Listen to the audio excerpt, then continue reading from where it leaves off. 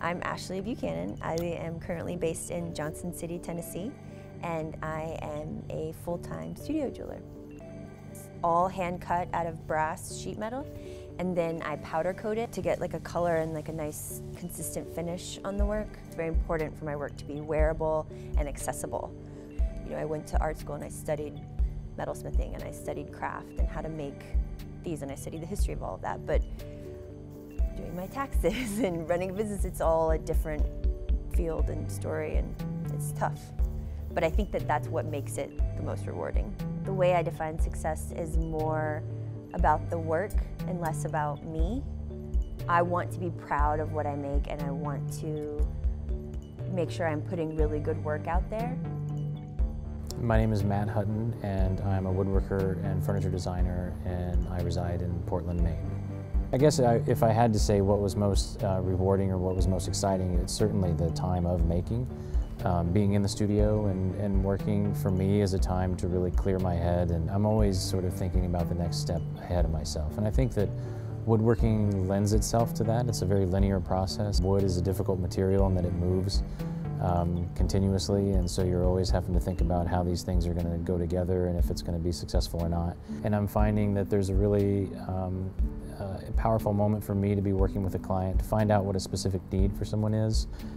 So the idea of coming in, problem solving, knowing that I have to figure out how something's going to go together or figure out how to make two forms connect, and then going about that process is, for me, is the most exciting.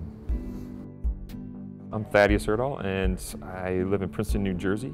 I make figurative, narrative objects out of ceramics. I don't really try to edit what I'm doing in the studio. I don't really try to think about, what people will think of the work, like when it's together in a grouping.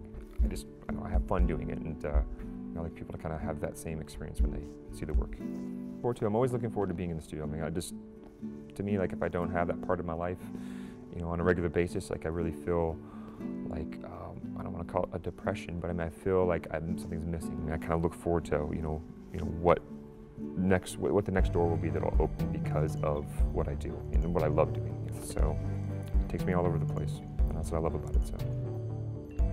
My name is Annie Vogt, and I am an artist. I work primarily with cut paper, very detailed cut paper.